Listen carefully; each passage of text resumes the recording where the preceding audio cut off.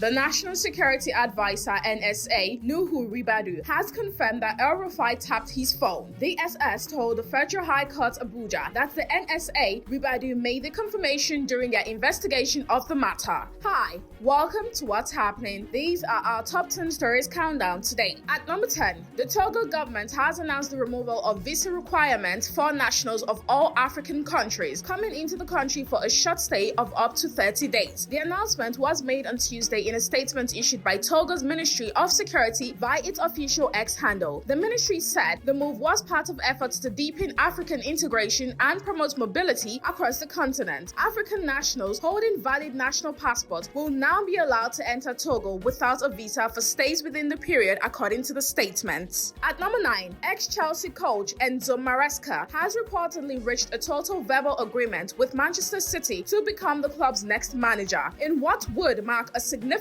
step toward a potential new era at the Etihad Stadium. According to the report, Maresca has been identified as a leading candidate to succeed Pep Guardiola, with discussions said to have progressed to the point where an initial 3-year contract is being prepared. However, no official confirmation has been issued by Manchester City or the manager himself. Maresca, who has gained attention in coaching circles for his tactical approach and rapid rise in management, is believed to be highly regarded within City's football structure. At number 8, former President Goodluck Jonathan has praised former head of state Yakubu Gowon for his leadership during and after the Nigerian Civil War, saying Gowon's famous declaration of "No victor, no vanquished" helped lay the foundation for healing and national reconciliation. Jonathan spoke in Abuja on Tuesday at the launch of Gowon's autobiography, which he described as a living testimony of leadership, nation building, and statesmanship. The former president said the autobiography offered deep insight into military leadership, peace building, and the challenges of governing a diverse nation. At number 7, the current lawmaker representing Osun East in the Senate, Francis Fadahunsi, has won the ticket of the All Progressives Congress in the 2027 general elections. This came as the senator representing Osun Central, Olubiyi Fadeyi, lost the re-election ticket to Adekunle Adegoke. Fadahunsi, presently serving as the Senate Committee on Industry, was first elected into the Senate in 2019 on the platform of the People's Democratic Party in 2023. He was re-elected on the platform of the same party. In a video clip obtained on Tuesday, the chairman of Osun APC Primary Election Committee, Mr. Bayo Ayo, who read the results, said Fadahunsi scored 23,593 votes to defeat his opponent, Mr. Famorawa Israel, and Mr. Thomas Ogungbade, who got 472 and 806 votes respectively. At number 6, medical doctors in Ondo State have called on the state government to address welfare concerns, lamenting that the condition of the health sector in the state is worsening. The doctors, under the auspices of the Nigerian Medical Association and other affiliate bodies, said there was a need for urgent intervention by the employer, the government, to save the sector from total collapse. Speaking with journalists in Akure, the state's capital, on Tuesday, the state NMA chairman, Dr. Abel Alonge, said the sector had suffered years of neglect, leading to declining manpower, overstretched personnel, and worsening working conditions in government hospitals. At number 5, members of the Nigerian Union of Pensioners Southeast Zone have commended the Anambra State Governor, Professor Chukwuma Soludo, for clearing 4 years of outstanding gratuities owed to retirees in the state. The Southeast chairman of the union, Anthony Ugozo, said the gratuities covering 2017 to 2020 amounted to 22 billion naira inherited from the previous administrations in Anambra. Ugozo made this known during the union zonal meeting held in Oka. According to a press statement he released on Tuesday, he, however, urged governors across the region to emulate Soludo by prioritizing pensioners' welfare and ensuring prompt payment of retirement benefits. At number 4, the Anambra State Police Command has arrested a 30-year-old suspected kidnapper, Okechukwu Chinweko Male, popularly known as Bullet, over alleged involvement in a case of abduction, rape, and unlawful possession of firearm. The suspect's arm, with a tattoo inscription "Bullet" boldly written, was positively identified in connection with an incident that occurred on May 2, 2026, where he allegedly abducted and raped a female victim before police operatives rescued her. He was said to have fled the scene after inflicting the victim with varying degrees of injuries. This was disclosed in a statement released on Tuesday by the spokesman for the State Police Command, SP Tochukwu Ikenga. At number 3, The government of Adamawa and Kaduna State have officially issued certificate of occupancy for mini-grid project site being developed by the Rural Electrification Agency. The approval serves as a bold and commendable step towards accelerating energy access and renewable energy deployment within their respective states. The mini-grid project sites are being developed under the Rural Electrification Agency's minimum subsidy tender program. At number 2, Dangote Petroleum Refinery and Petrochemicals has reduced the price of aviation fuel to 1,650 naira per litre from 1,750 naira per litre. A statement by its media team on Tuesday noted that the move aimed at easing cost pressures on airlines and ensuring an uninterrupted fuel supply across the country. This is in addition to a 30-day interest-free credits facility backed by bank guarantees for marketers and airline operators and a shift from dollar-denominated pricing structure to a naira-based model, according to the statement. The interventions come amid growing concerns over the rising operational costs faced by domestic carriers, with aviation fuel accounting for a significant portion of airline expenses. At number 1, the trial of former Kaduna State Governor El-Rufai over allegations of treason and breach of national security continued on Monday at the Federal High Court in Abuja, with the prosecution presenting evidence to support claims that he received an intercepted private conversation involving the National Security Advisor. During the proceedings, the prosecution played a 43-minute television interview with El-Rufai in which he allegedly stated that someone had wiretapped a conversation involving the National Security Advisor and forwarded it to him. A prosecution witness told the court that following the broadcast, investigators interviewed the National Security Advisor, who verbally confirmed that the conversation referenced by El-Rufai had indeed taken place between him and the chairman of the Independent Corrupt Practices and Other Related Offences Commission. That's all for today. See you next time on What's Happening.